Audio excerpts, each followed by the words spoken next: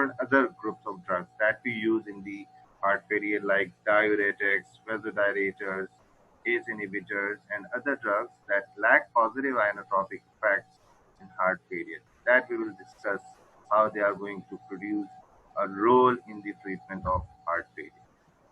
So, congestive cardiac failure, normally the function of the heart is to pump an adequate amount of blood to various tissues. In CCF, there is an inadequate or inefficient contraction of the heart, leading to reduced cardiac output. So, what happened in congestive cardiac failure? Inadequate or inefficient contraction of the heart. So, when heart is not pumping properly, definitely there is reduction in the cardiac output. So in the initial stages of CCF, the compensatory mechanism try to maintain the proper cardiac output. How? By increasing sympathetic activity, sympathetic nervous system, by increasing cardiac contractility, heart rate. So try to compensate. Increase renin-angiotensin-aldosterone activity. This is another compensatory mechanism. Why this system is activated? Because when there is reduced cardiac output, so reduced amount of blood will reach towards the kidneys. So renin is released from the macula densa in response to decreased cardiac output. So renin will activate angiotensin 2, and angiotensin 2 is going to produce vasoconstriction and try to raise the blood pressure, and at the same time stimulate, releases the aldosterone secretion, which in turn increases the reabsorption of sodium and ultimately reabsorption of water. So try to increase the volume. But in this condition, this compensatory mechanism ultimately further deteriorates the condition. Myocardial hypertrophy ultimately in long run and remodeling phenomena. So this again, this is the explanation when there is decreased cardiac output. One of the phenomena, decreased carotid sinus firing, and in response to this, increased sympathetic discharge reflexly, and it will increase the force, heart rate, increases the preload, afterload, and the second mechanism already we have discussed, decreased cardiac output, decrease renal blood flow, and it will stimulate renin-angiotensin-aldosterone, and that is also responsible to increase the preload and afterload by increasing the volume. How? Because aldosterone is going to enhances the reabsorption of sodium, and this sodium catches the water, and ultimately sodium and water is reabsorbed, and by producing vasoconstriction phenomena increases the preload and afterload. So these are the two important mechanisms. So because heart is already unable to pump the blood, and due to compensatory mechanism, we are also enhancing the workload on heart by increasing sympathetic activity. It will further deteriorate the condition. And second, heart is unable to pump the blood, and at the same time, due to renin-angiotensin-aldosterone system, volume overload is there. So when heart is unable to pump the blood and further increase in the volume, overload will further deteriorate the condition. Right? So that is why there are different groups of drugs that we can use, like diuretics. Diuretics we use to release the excessive amount of volume due to renin-angiotensin-aldosterone system. So we enhances the excretion of excessive volume by using different diuretics. We have loop diuretics, in which we have furosemide, which is the commonly used loop diuretic, thiazide diuretic, and potassium sparing diuretic. So these are the diuretics, and the main purpose of using this diuretic to avoid the volume overload, right? Then second group is the cardiac glycosides like digoxin and digitoxin. So these are digoxin and digitoxin. These are positive ionotropic agents. What does it mean? These drugs, they are going to enhances the contractility, contract, contractility of the heart, increasing the force of contraction. So it will pump the blood efficiently. The third group, vasodilators. So already we have discussed what happens in the compensatory mechanism. In compensatory mechanism, it increases the preload and afterload, right? So vasodilators that we use to decrease the preload and afterload. Next group is the beta blockers. Again, the main purpose of using this group, because we have to reduce the workload from the on the heart, right? So we are using beta blockers to slow down the workload or slow down the heart activity. Sympathetomimetic amines, dopamine, dobutamine, these are the key examples.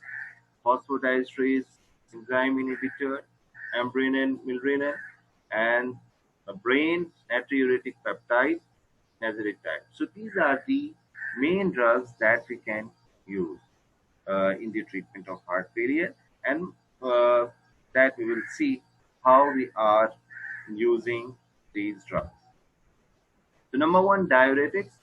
Diuretics are used in mild to moderate cardiac failure. And how they are going to produce this activity? They inhibit sodium chloride's import in the distal convoluted tubules. And key example of drug of thiazide group is the hydrochlorothiazide. Loop diuretic, this is very important. This is very important group. And furosemide is the example of this group is being used extensively in our wards. How it's going to produce its activity? Enhances the process of diuresis, inhibits sodium potassium chloride co-transport, mainly in the thick ascending limb of the loop of handling, right? So you must know the key example, you must know the main mechanism, and this activity where it's being produced, on which part of the segment. So this is important, mainly in the thick ascending limb of the loop of Henle. Diuretics are mainly used, loop diuretics are mainly used in severe cardiac failure, pulmonary edema, and refractory heart failure. Very important group. Hypokalemia induced by thiazide and loop diuretic is prevented by giving oral potassium chloride or combining with a potassium sparing diuretic like spironolactone and eplerenone. Right? So this is a very important point. The second group, cardiac glycosides, positive ionotropic agents, and these are derived from a plant that is the foxglove plant. And important constituents, digoxin and digitoxin. These are the two important examples of this group. And collectively, we can label as digitalis, cardiac glycoside, digitalis, in which we have two key examples, digoxin and digitoxin. So how it's going to produce its activity, how this cardiac glycoside family is helpful in the treatment of heart failure. So this group, cardiac glycoside, direct effect and indirect effect.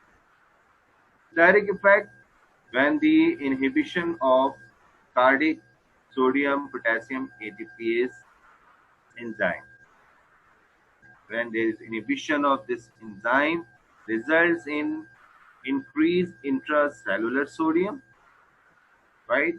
And decrease sodium calcium exchange, right? So when there is no outward movement of calcium from inside to outside, uh, exchange with sodium, so we block this exchange mechanism.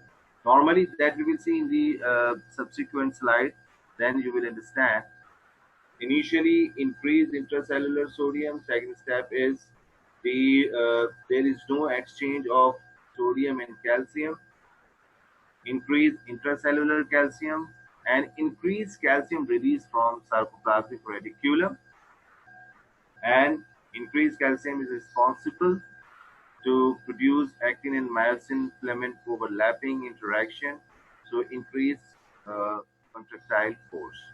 An indirect effect is the inhibition of neuronal sodium potassium ATPase, and in indirect effect, it will increases the vagal activity or parasympathetic activity. When parasympathetic activity is increased, it will slow down the heart, right? It will slow down the heart. So now this is the important uh, slide in which you can understand the mechanism of digitalis, mechanism of the positive ionotropic action, right? So normally sodium moves outside and potassium moves inside, right? And normally due to this sodium calcium exchange phenomena, calcium moves outside and sodium moves inside. So when we use digitalis, because in the previous slide this we were explaining that increase intracellular sodium and that ultimately increases the calcium level by inhibiting or decreasing the sodium calcium exchange phenomena, right? So in therapeutic dose leads to partial inhibition of sodium potassium ATPase enzyme. So what will happen? There will be no uh, movement of sodium from inside to outside. So what will happen? Increased level of sodium inside the cell, increased intracellular sodium. That will result in what it will do? It will stop the sodium exchange phenomena. So there will be no outward movement of calcium. So calcium level will raise inside the cell. And this increased level of calcium further enhances the influx of calcium. And that ultimately releases the uh, calcium from sarcoplasmic reticulum. So increased level of calcium will activate actin or myosin filament, overlapping of actin myosin filament, and that will lead to increased force of contractility. So this is the mechanism of action. Okay, in this slide, we have discussed two important examples, digoxin and digitoxin. One of the questions that can be asked, okay, if we are using cardiac glycoside, so which one normally we use, digoxin or digitoxin? Generally, we use digoxin. Why? In this slide, I will explain. Okay, there is a difference between digoxin and digitoxin.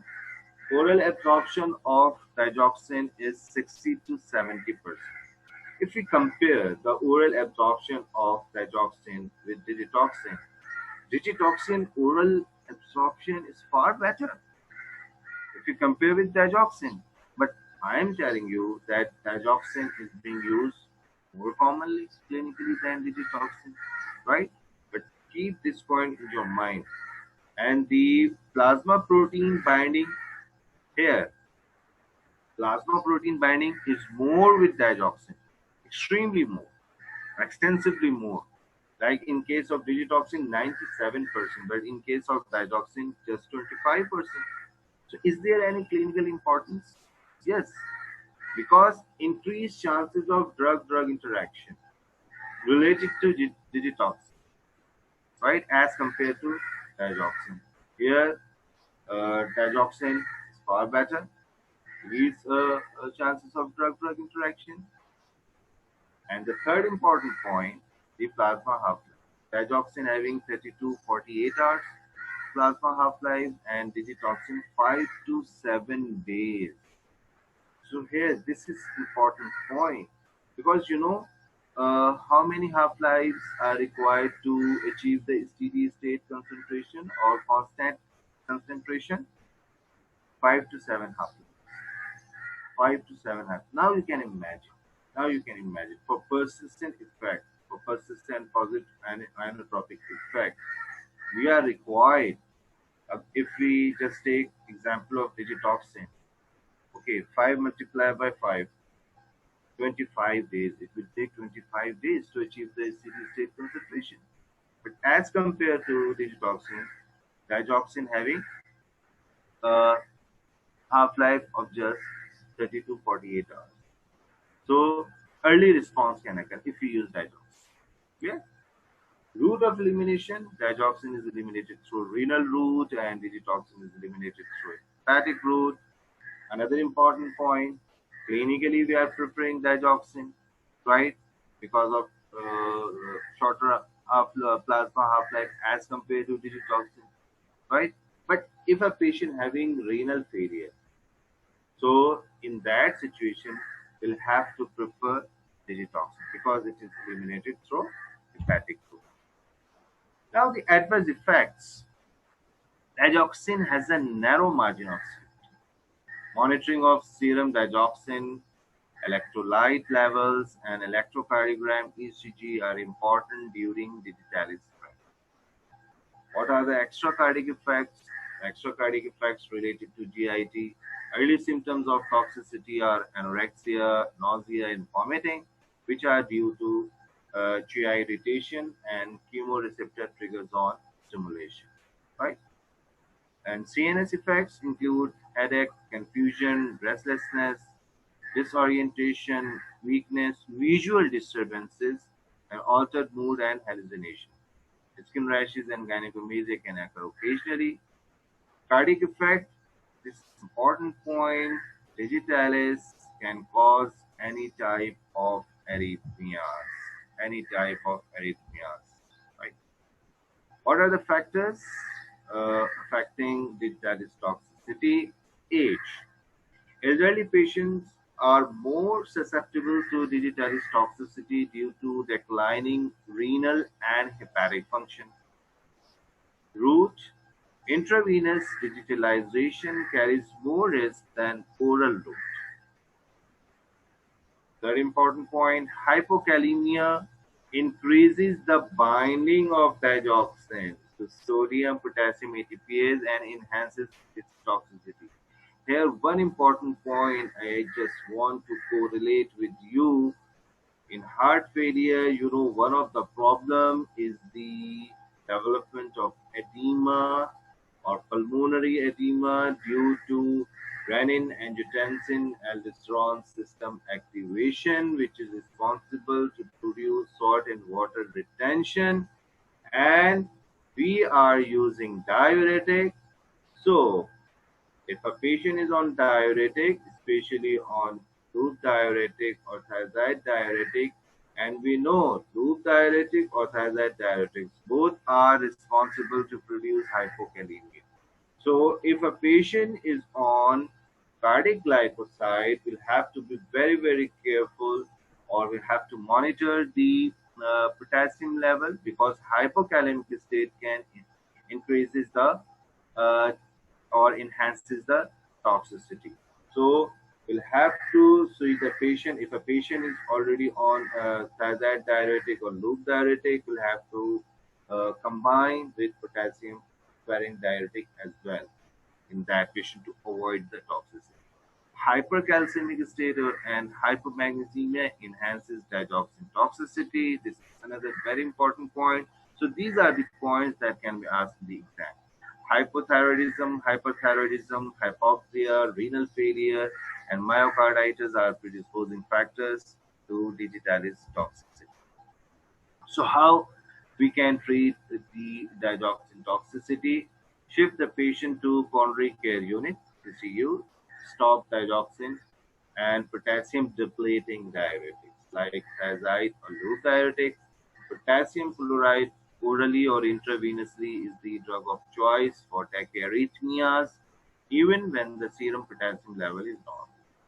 Supraventricular arrhythmias are treated with oral or intravenous propranolol, which is a beta blocker. Intravenous lignocaine is the drug of choice for ventricular arrhythmia.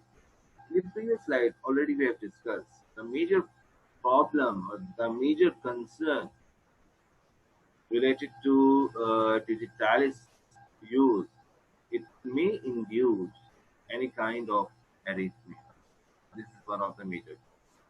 AV block and bradyarrhythmias are treated with atropine and cardiac pacing, digoxin antibody, which is called digipine.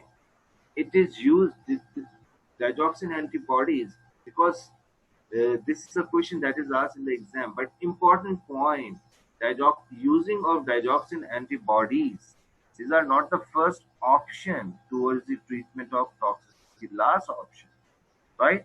It is used only in case of serious digitalis toxicity. It neutralizes circulating digoxin or digitoxin and rapidly reverses the toxicity. But it is very much expensive. So what we have discussed till now, cardiac glycosides, uh, diuretics, and the purpose of using diuretics to reduce the volume overload, and how this volume overload is increased due to renin, angiotensin, and aldosterone system activation. Why this system is activated? In response to decreased cardiac output, right? So first we'll have to get rid of excessive blood volume by using diuretics. Okay. Second, we can use or enhances the cardiac contractility by using cardiac glycoside, positive inotropic agent. Now the third group that we are going to discuss, vasodilators. What is the role of vasodilator in the treatment of heart failure? And because vasodilators generally we use to reduce the preload and afterload, right? So the vasodilators may be classified according to the distribution of their effects. Drugs with predominant vasodilatory effect like nitrate, very important group in which we have different example as sorbite dinitrate, right? Which reduce preload, but they also have some effect on arterioles. Drug with predominant arteriolar dilating effect like hydralazine, minoxidil, right, reduces afterload. Okay, so generally, dilatory effect in venodilatory effect for which we are using nitrate, they reduce the preload predominantly, and the drug possible to dilate arteriole predominantly and reduces the afterflow, like hydrolysine, minoxidil. Mixed arteriolar and venodilator, we have different examples, like angiotensin converting enzyme inhibitors, angiotensin receptor blockers, sodium nitroprusside. This is a very important example, which reduce both preload and afterload. The disadvantages with the use of arteriolar dilators are reflex tachycardia. Because when we use vasodilators, what will happen? It will drop the blood pressure. So reflexly, what will happen? Sympathetic activity is activated and try to increase the cardiac activity. So this is one of the disadvantages, right? So the disadvantage with the use of arteriolar dilators are reflex tachycardia and fluid retention. Tachycardia is rare with mixed arterial and venodilators. The next group, very important group, angiotensin converting enzyme inhibitors, ACE inhibitors. So these are the first line drugs in the treatment of chronic heart failure, right? So that we will discuss because according to the presentation, sign and symptoms and severity, we can divide the heart failure into acute heart failure or chronic heart failure, right? So these are the first line drugs in the treatment of chronic heart failure. They inhibit the conversion of angiotensin 1 to angiotensin 2, right? So ACE inhibitors retard reverse cardiac remodeling and hypertrophy. Examples are captopril and nalapril, etc. The next group related to this, angiotensin receptor blockers, ARBs, example losartan, valsartan, candesartan, etc. It competitively blocks angiotensin type 1 receptors on the heart, peripheral vasculature, and kidney. They are as effective as inhibitors.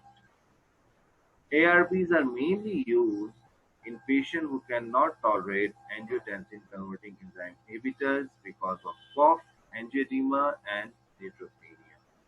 Right? So, in that situation, we are going to use angiotensin receptor blockers, not angiotensin-converting enzyme inhibitors. And this is very important point that is asked in the exam, how angiotensin converting enzyme inhibitor they are going to produce cough, and that we will discuss in the upcoming lecture of hypertension in very much detail. At this level, at this moment, you just know sometimes if a patient is on ACE inhibitor, sometimes we'll have to stop ACE inhibitor and we'll have to replace the ACE inhibitor with ARPs due to the cough.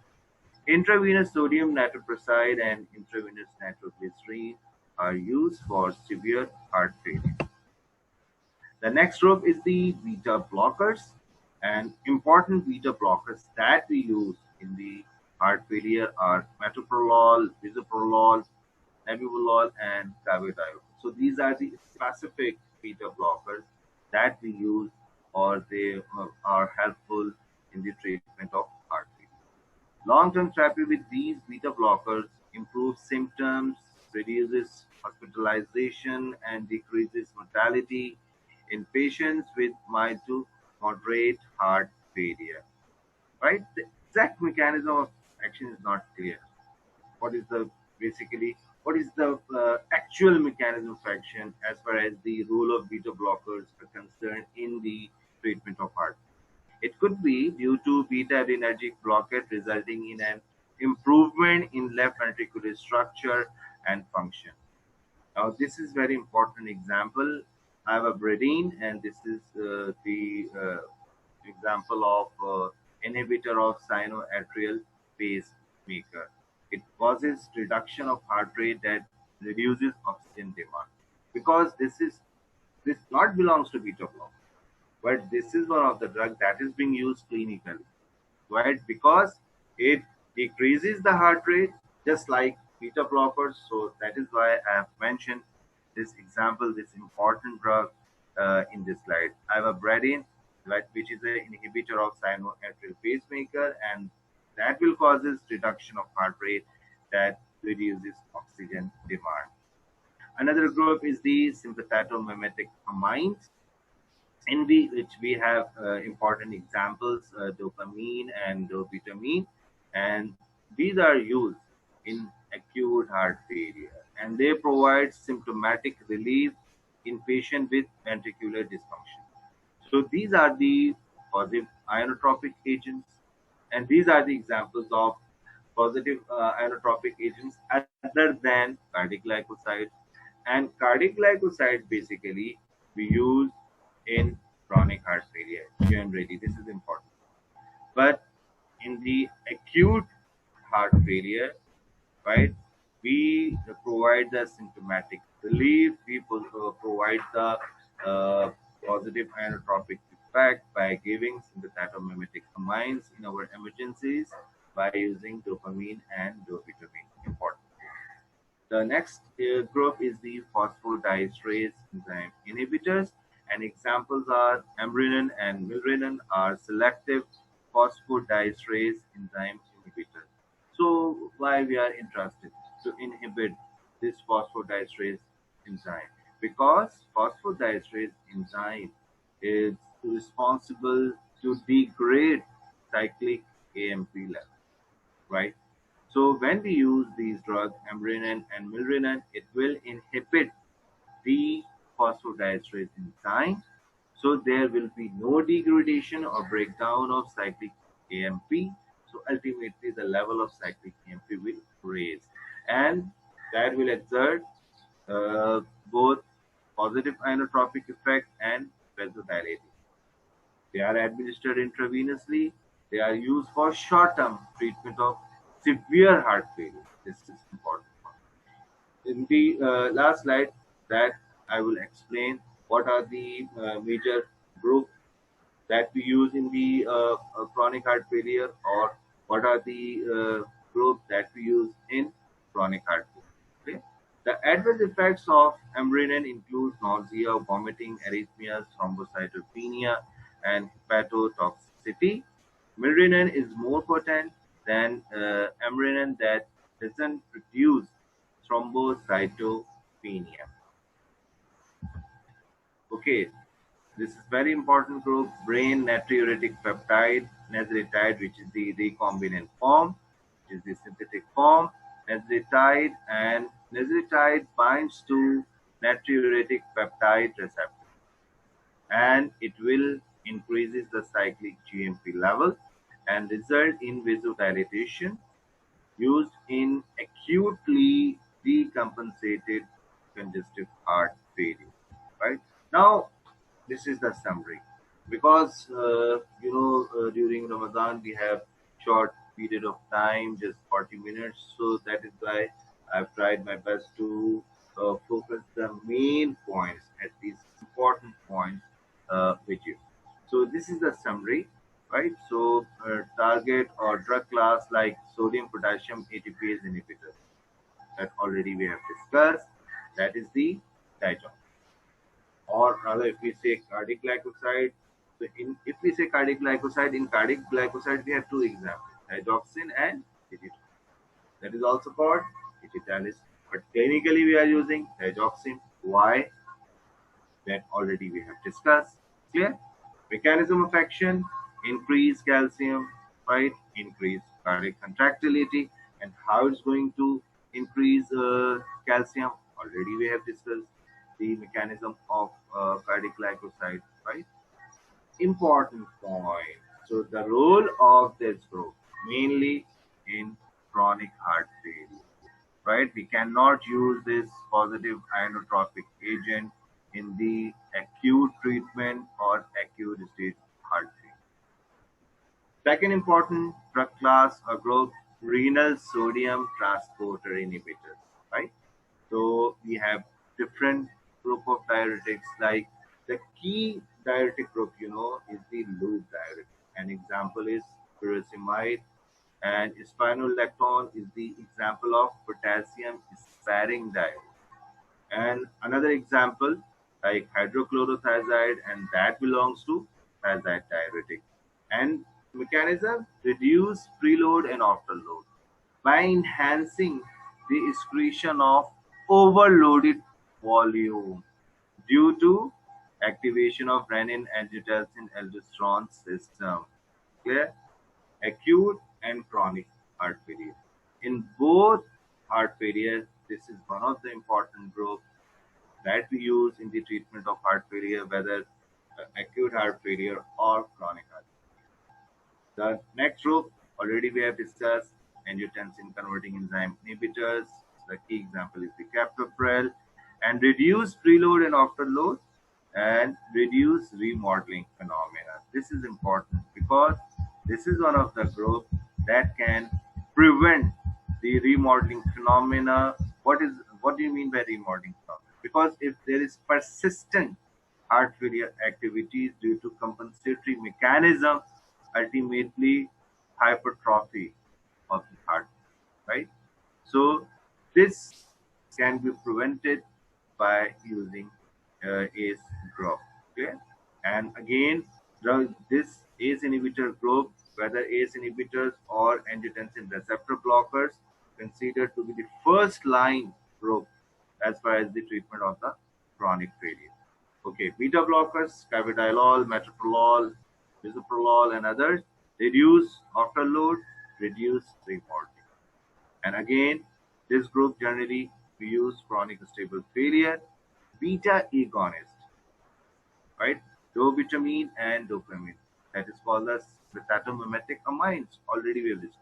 It's very important role in emergency department, in cardiac unit, right? Because patient coming to the emergency department and breathless due to pulmonary edema and BP-less, pulseless. So that is very tricky when you handle that patient. So we'll have to restore its cardiac activity as well as get rid of excessive fluid which is responsible to produce pulmonary edema, which is responsible for gasping or difficulty in breathing. So very, very important role, dopamine and dopamine in the treatment of acute heart failure. Vasodilator, important example, nitroprusside, because this is the example, this is the vasodilator that producing both venodilatation or arteriodilation. Reduce preload and afterload, and again, this group mainly used in acute failure.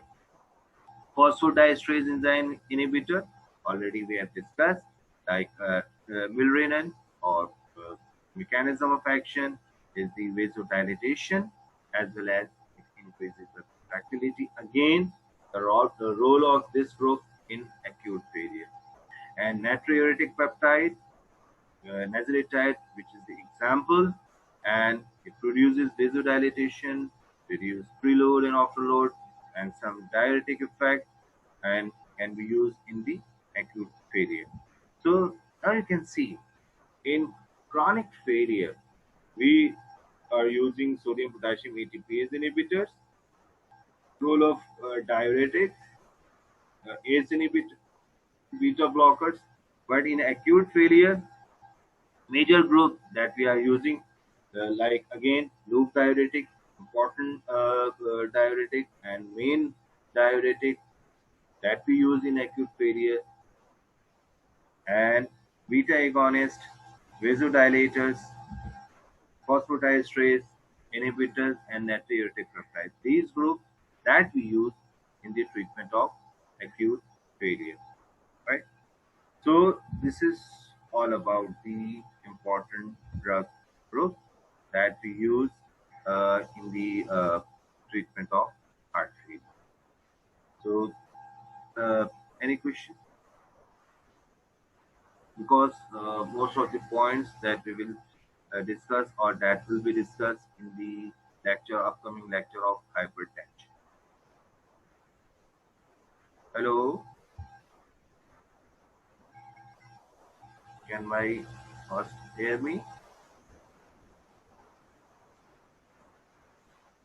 Hello, hello. Hello hello hello जी sir. जी आपको आवाज़ आ रही है? हाँ, आवाज आ रही है। मैंने कहा लेक्चर कंप्लीट हो गया है तो ये आप चैट बॉक्स खोल के देखें। अच्छा ठीक है। इसमें ये कह रहे हैं कि how can we get slides, तो क्या किस तरह इनको स्लाइड्स मिलती हैं? सर आप अपनी ईमेल एड्रेस इनको शेयर कर दें, या आपको ईमेल जैसी करेंगे आप वहाँ पे इनको शेयर कर दें। अच्छा अच्छा, चलिए ठीक है। और कोई तो इसमें कुछ वो नहीं आ रहा। अच्छा, इसमें एक मिनट, एक क्वेश्चन आया है कि please repeat mechanism of natriuretic peptide. So already we have discussed that in natriuretic peptide, basically it increases the cyclic GMP level, right? Cyclic GMP level, or ultimately it will result in vasodilatation. So this is the mechanism of action of nasalitide. Okay. Anything else? चलें, ठीक है। I think no other question, तो ठीक है sir, and कर दूँ? चलो and कर देते हैं। ठीक है, ठीक है sir, thank you. Okay, thank you.